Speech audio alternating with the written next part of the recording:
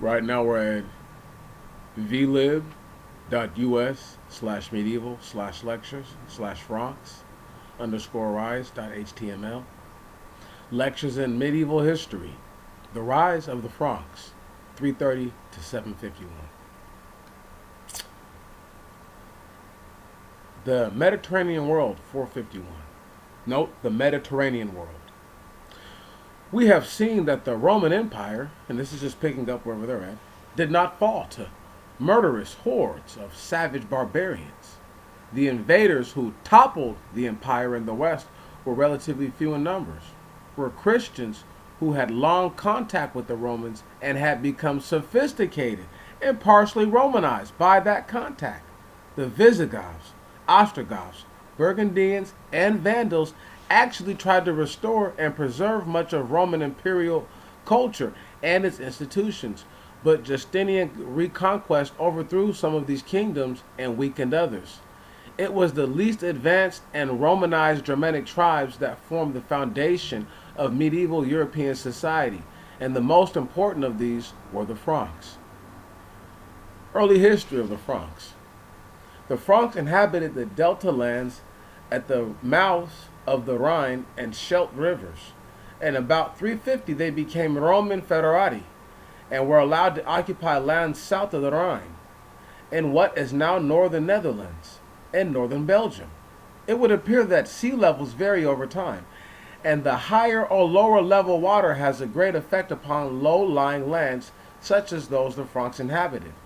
At the height of the Roman Empire, the sea level was low, and this particular region was rich in agricultural product and active in trade and commerce between the Romans and Germanic tribes.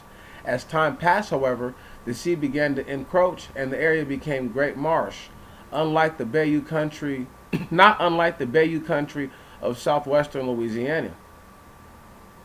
Like the Cajuns of that region, the Franks were hunters, trappers, and supplied recruits for the Roman armies of the period. They were not sophisticated or highly organized. Like the Ostrogoths or Visigoths, they were still pagan, worshipped generally the same gods as many of the other Germanic tribes. Thor, god of thunder; Wotan, god of the sky; Tu, the warrior god, and so forth. They were grouped in tribes and each ruled by a chieftain selected from a family that claimed to be descended from Wotan. The kings were both rulers and priests, and were also the richest of their tribe. They surrounded themselves with large households, composed of slaves and free retainers. As the empire weakened, the many small tribes that constituted the Frankish nation began to expand from the marshes that were their home. One group pushed southward along the Scheldt River in what is now northern France, and the other reached the same area by expanding from the seacoast. The latter group, called the Salian Franks, from salt or sea, eventually came to be regarded as the ancestors of the French nation, and their laws and customs of Salic law were considered as basis of French law. This will become an important matter later on. That was in parentheses. In about 430, Franks occupied the rich agricultural territory between Soissons and Cambrai. Soissons was an imperial army factory manufacturing shields, swords, and spears. The Franks could now equip many more fighting men than previously, and were an important part of the army, which was with which the Roman commander Aetius defeated the Huns at the Battle of Chalons in 451. After the murder of Aetius by his enemies in the court of Ravenna in 453, however, the angry Franks threw off their federate status and renounced any allegiance to the empire.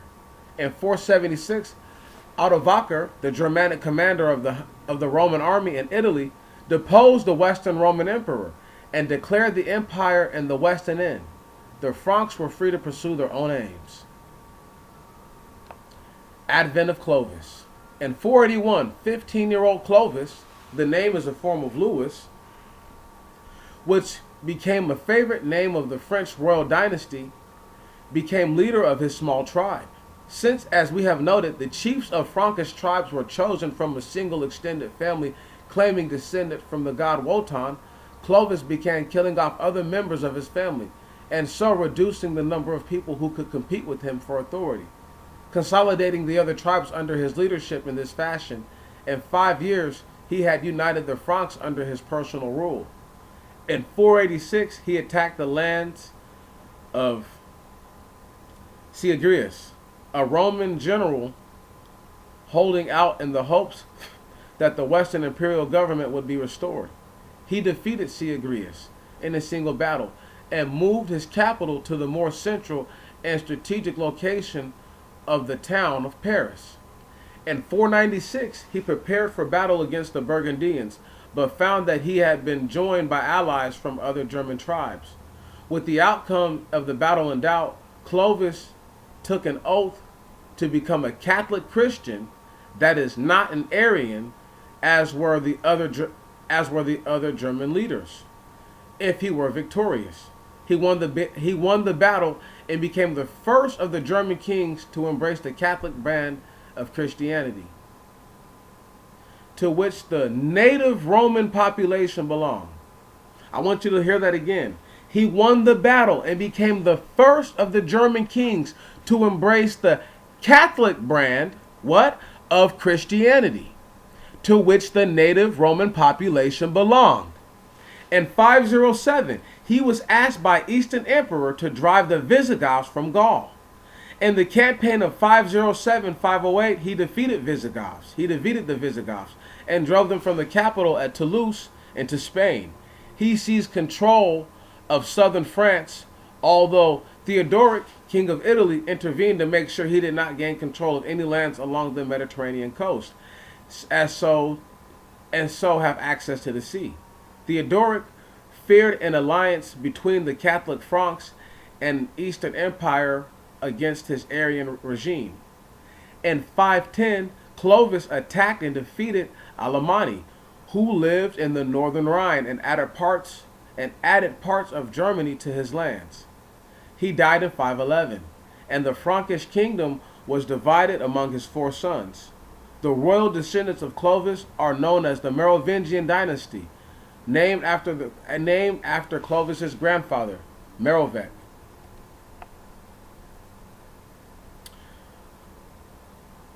Galvokine and Civil War.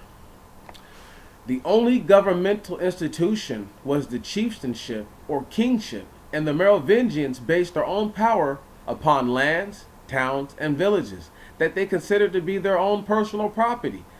They and their followers lived on the produce of these lands, and the royal household traveled from royal estate to royal estate, since no single estate produced enough to supply the royal household for more than a few days and nights. The staff who provided for the household also had to manage the estates that supplied them with the food, clothing, horses, and other necessities. These household servants, the mayor of the palace, who directed all household operations, Sensical, Talater, Panessier, Mariscal, Condestable, Beletarius, thus became ministers of the realm. Let me see something real quick. Are these just names of things?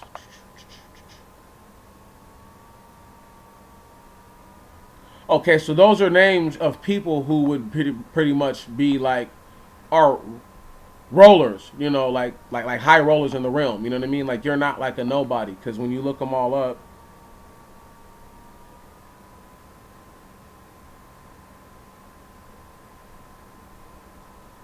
they're all pretty much somebody dealing with somebody like royal, you know.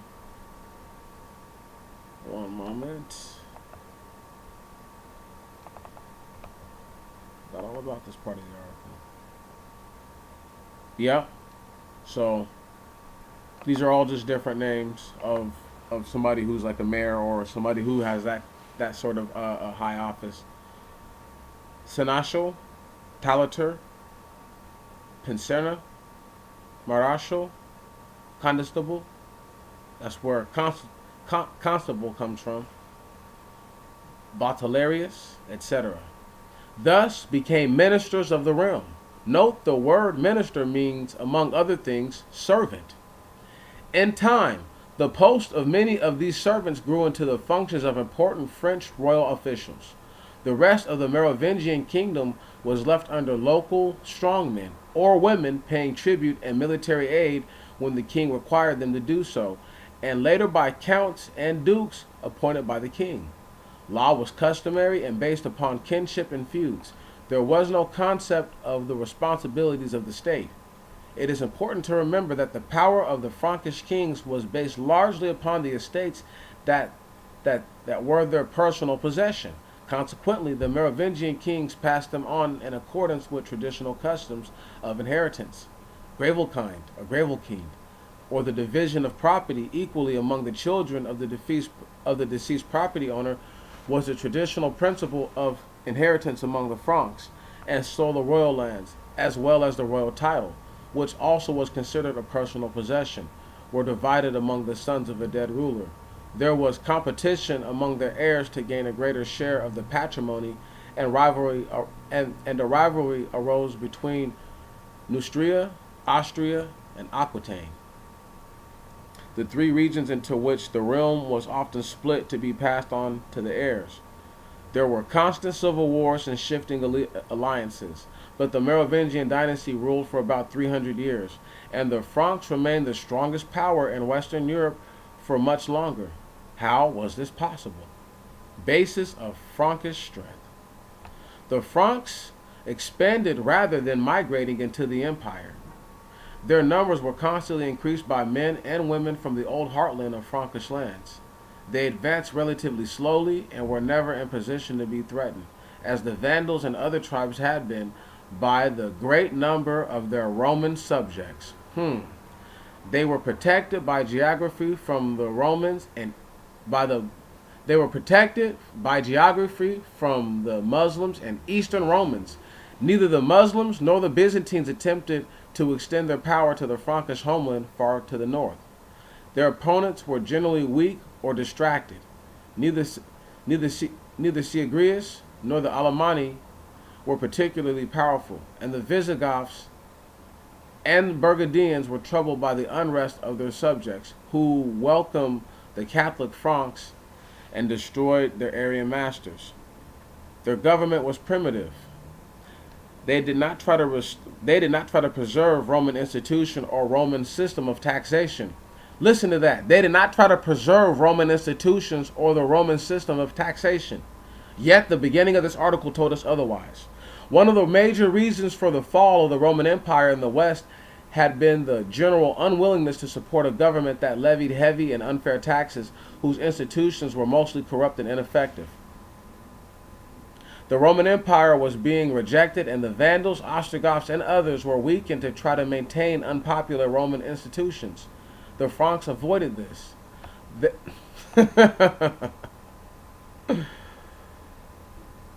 They allowed a form of local autonomy to any place where it worked.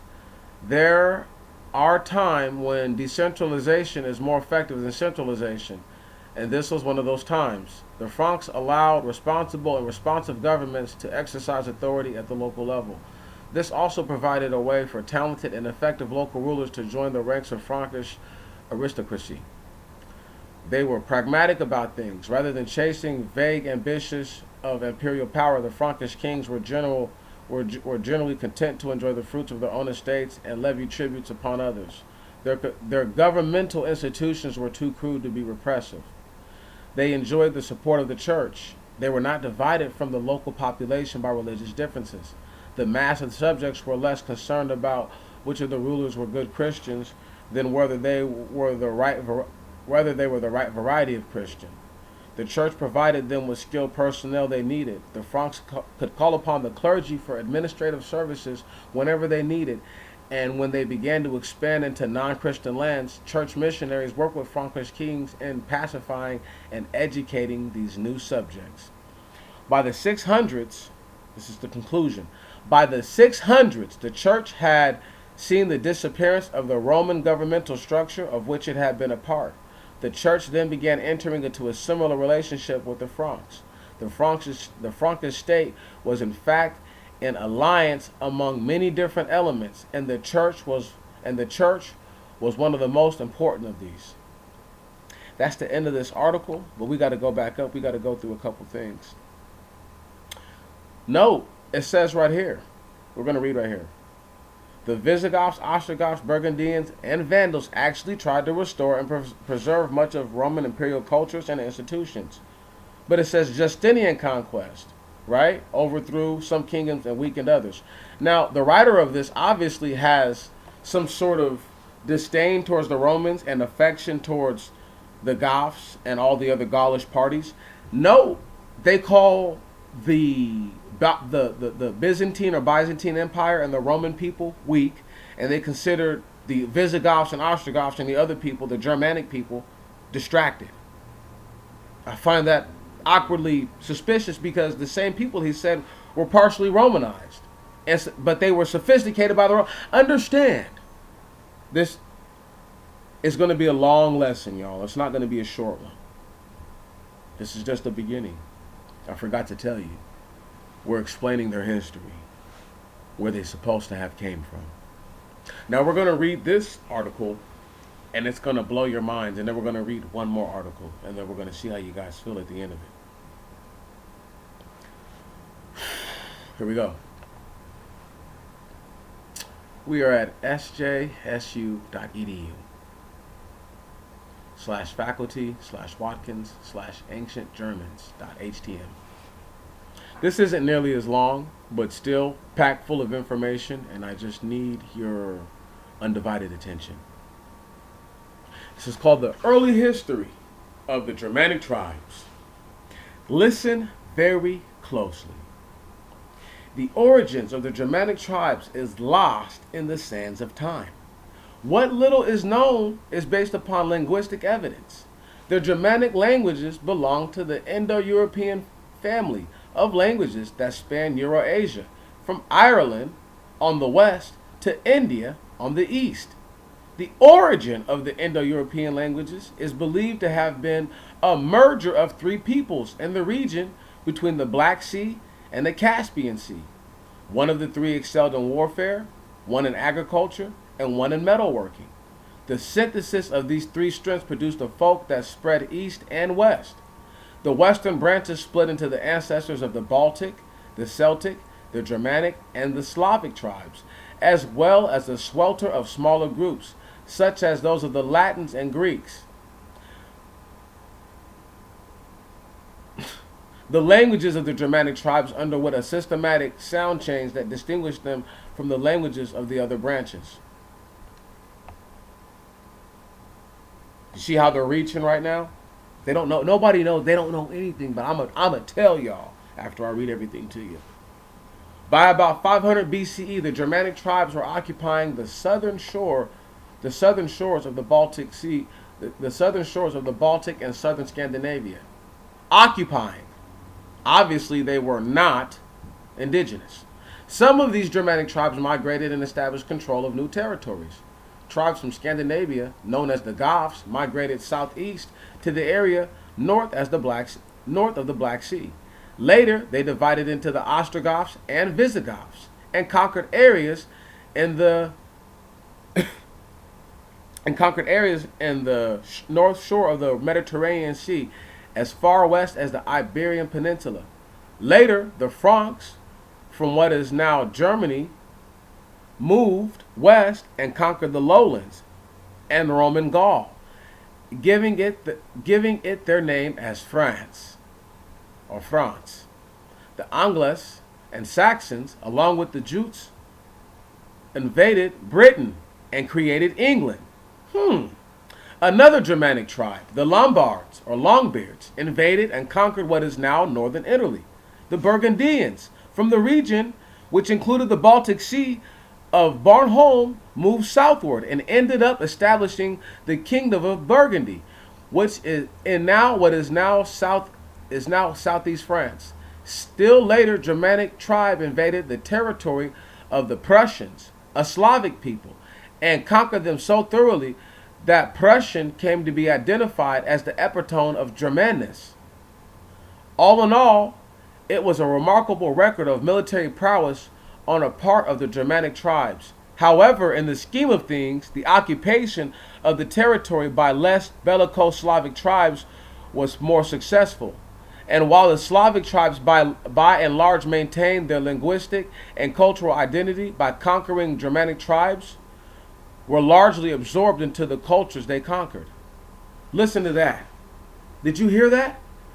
Even though, listen, are you guys hearing the play on the words here? They just told you that all these guys are the same, and now they're trying to tell you that they're different. Come on now. Let's keep reading. The first written record, here we go. Listen to this. The first written record of the Germanic tribes was by Roman historian Tacitus. Now I want you to understand, that's a group of Latin people. So when they said the Latin and the Greeks, they meant the Romans and the Latins were lesser groups of the Germanic tribes, but somehow they're full-blown established kingdoms and empires and civilizations. I'm going to keep it pushing. German tribes were moving into the region that is now southwestern Germany. About that time, the Romans were conquering Gaul. Julius Caesar defeated the Suevian tribe in 70 BCE and thus established the Rhine River as the boundary between Roman and German territory. But a Roman fear of militaristic peoples on their borders prompted the Roman governor Varus to invade the territory beyond the Rhine. Those Romans were soundly defeated in the year 9 AD. You see how long it went from 70 BCE to 9 AD? Soundly defeated a long time way later. Anyway, at the Battle of Teutoburg Forest. The leader of the victorious Germans was a German who had received military training in the Roman army. Sounds like those people who had been partially Romanized, huh? This German victory freed the Germans tribes of any serious threat of domination by the Romans, although the Romans did later conquer some territories beyond the Rhine and Danube. The king of the Franks, Clovis, ruled over the mixed Celtic, Roman, German population of Gaul from 486 to 511. Clovis's line, the Merovingians, ended up with Pepin the Younger, gained the throne of the Franks in 741. His line became known as the Carolingians. The greatest of the Carolingians was Charlemagne, Charles the Great, who ruled the Franks from 768 to 814. Charlemagne conquered the Lombard kingdom of North Italy in 774. In 800, Charlemagne was declared Holy Roman Emperor by the Pope. Charlemagne's son Louis continued the rule of Frankish Holy Roman Empire, which stretched from the Spanish Marches to what is now Germany and Austria. His son Louis, aka Clovis, because you know Clovis is a what? Former Louis now. Come on, we're going to keep it pushing. But this magnificent empire was too large and unwieldy to rule. So shortly after Louis the Pious died, in 840, the empire was divided. In 843, the Treaty of Verdun between three of Charlemagne's grandsons. The title of the Holy Roman Emperor went to the ruler of the Middle Kingdom. Listen. Oh my goodness. Before we read this last one, Blacks in Ancient Britain, I must warn you. I'm trying to tell you where they come from. Their history. I will tell you. See, I have to ask you a question. If a person told you that Africans migrated to the mountains, the question is how did they get up to those mountains? The real question is, the ancient ancestors who people claim were so primitive. Imagine this. Imagine that somebody crawled from the inside of the mountain and descended from down upon it. Okay? And from where in which they come from inside of the mountain and how deep down inside they come from where in which, I could not tell you because I do not know. But what I do know is that there are caves all over the area where in which they came out and they descended upon the land. They were a sore sight to see, and they were highly ungrateful. The names of every single nation, from Germany to France, are all names of people whose identities they stole, none of which are their names. Now that be something for all of you to behold. I've held on to that for this long to say all of this. They are the exact things that they have been telling everyone about. They are the humanoids, they are the Denisovans, they are the Cro-Magnon, they are the Neanderthal. They are all those things. They are not humans. However, all the people that I have been reading about, from the Irish to the Romans, were all black people. Every single one of them. So it begs you to really ask the question now, how could the Romans have introduced the people to history who they're a lesser group than? And why would they have been doing any trading and commerce with the people who were uncivilized and unruly? Thank you. They were trying to give these people culture. They had become sophisticated by the Romans and partially Romanized. How? Because they were by the Romans. Now, they're not going to talk about how the Greeks also did the same thing. But we're going to move forward. Blacks in ancient Britain. They're going to have to take this article with a grain of salt. This is racinghistory.com/cgi-bin/forum/webs_config and a bunch of other stuff I'm not going to read. This was produced by Author D. The date of February 28, 2008. Blacks, being the original race, once occupied virtually every corner of the globe. Britain was no exception. The Grimaldi African man is known to have occupied Europe in ancient times. Blacks have been living in Britain from prehistoric times to the present era. Irish tradition tells of a giant-like race of Africans headed by a king with a retinue of priests called Fomorians. They were depicted as gloomy sea giants who brought their skills from Africa via Spain. The original Celtic priesthood were blacks. The white Druids had nothing to do with the construction of Stonehenge, since it predated their emergence by several centuries. The Roman historian Tacitus mentioned the dark complex. Tacitus, that same guy who introduced this, the same Tacitus who introduced the dang-on so-called Germanic, but the savage barbarians in the history, that same one mentioned the dark complexion and unusual curly hair of the Silures, or Black Celts, who he believed migrated from Spain. When Julius Caesar invaded Britain, he met these blacks. Julius' army was itself composed of prominent blacks. These are all black people, okay? So when they say unusually curly hair, these might be black people who have that aboriginal looking hair. Come on. Right? Maybe not curly like the way that we're used to seeing afros. Or maybe Julius Caesar and them got that aboriginal hair and they're not used to seeing afros. But understand it's a mixture of all these types of things. And in fact, blacks have served as Roman emperors on a number of occasions.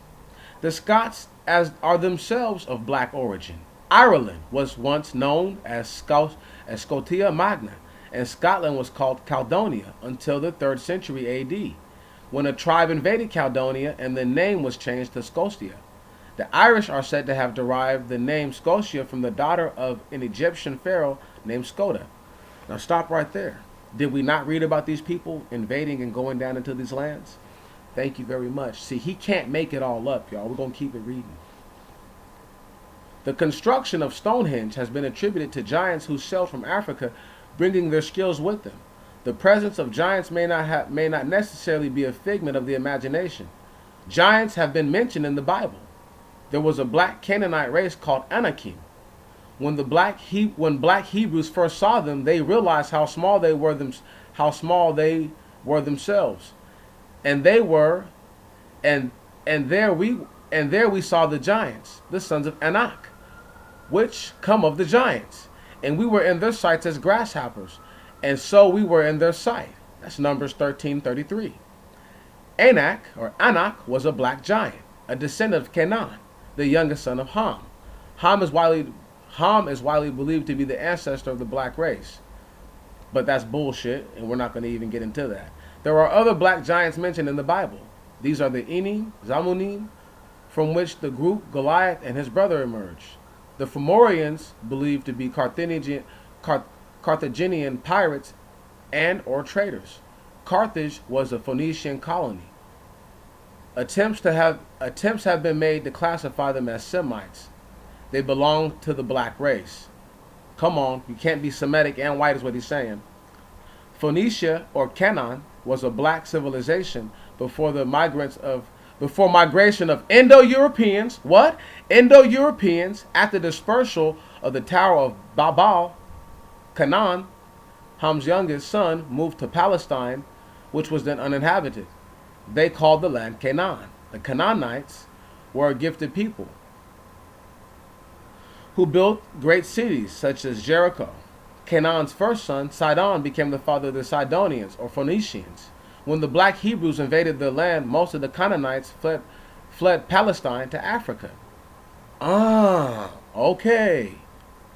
Because of their seafaring prowess, the black Egyptians entrusted them with the responsibility of providing them with their materials.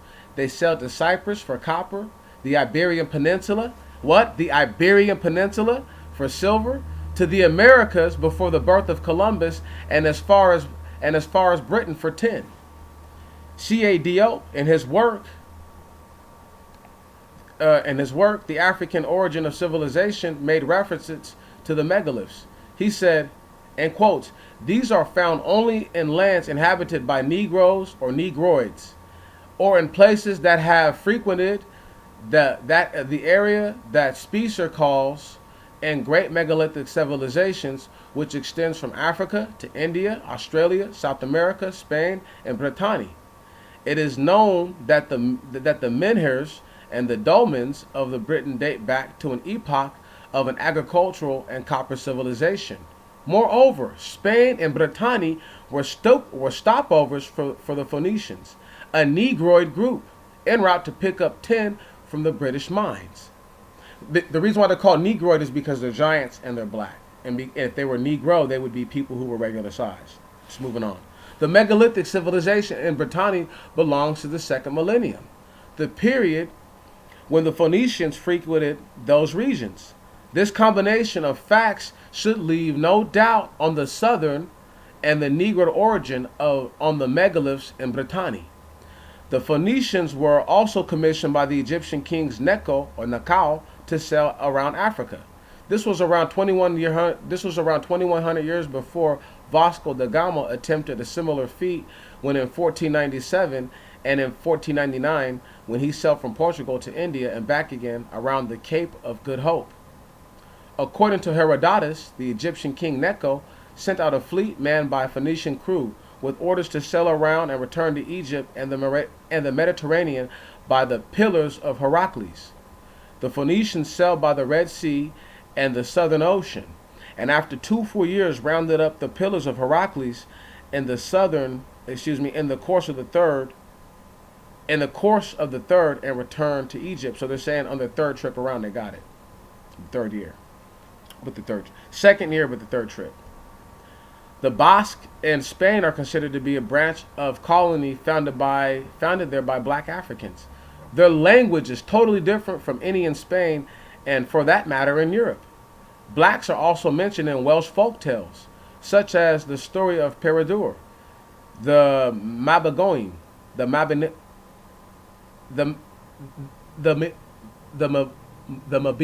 there we go. They are sometimes referred to as unflattering terms as ugly, giants, misshapen, and oppressors. The original knights of Europe included knights of King Arthur's Round Table were blacks. There was an African, Gormund, who ruled Ireland at the time of the Anglo-Saxons. There was also blacks among the Vikings.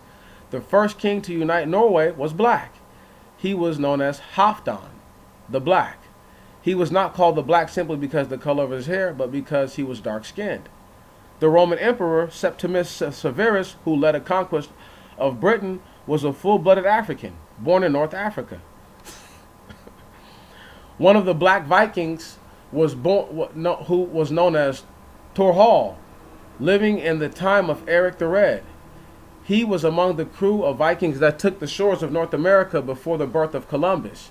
He has been described as a large man, strong, black, and like a giant, silent and foul-mouthed in his speech, always egged on Eric to the worst.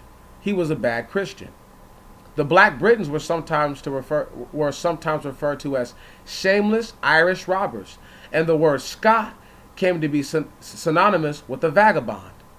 On the origin of the word blackmail, David McRitchie tells us that the expression applied by the inhabitants of Wales to tribute exacted from their prince Meredith by the Danish pirates Black Danes of the year 987 AD, virtually signified black male, and moreover, the tribute of Black Army precisely phrases the tax paid by Theodosius to Regulus, king of the Huns, 5 centuries back.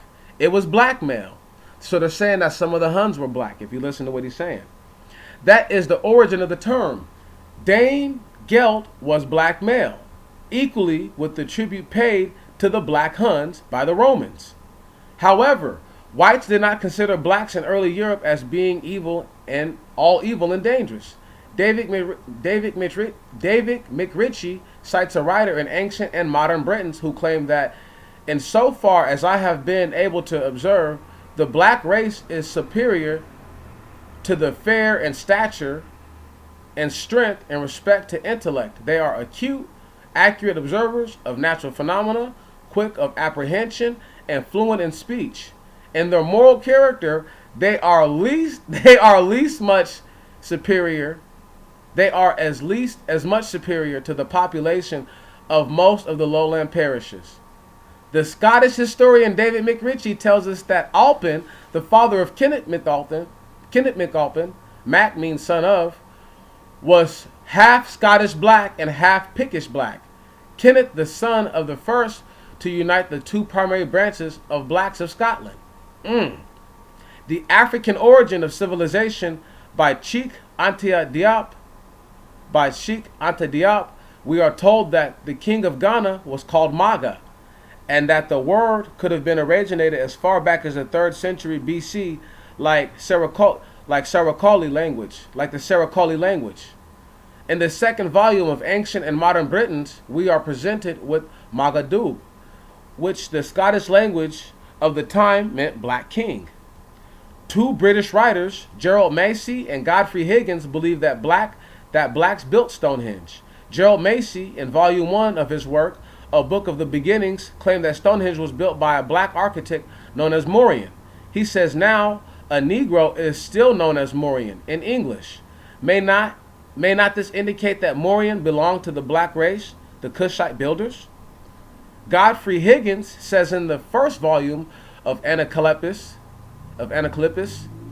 in my essay on the Celtic Druids, I have shown that a great nation called the Celtae, of whom the Druids were priests, spread themselves almost over the whole earth, and they are to be traced in their rude, gigantic monuments from India to the extremity of Britain. Who these can have been but the clearly individuals of the black nation of whom we have been treating, I know not. And in this opinion, I am not singular. The learned Maurice says Cushites, Celts, i.e. Celts, built the great temples in India and Britain and excavated the caves of the former. And the learned mathematician Reuben Burrow has no hesitation in pronouncing Stonehenge to be of the black curly-headed Buddha.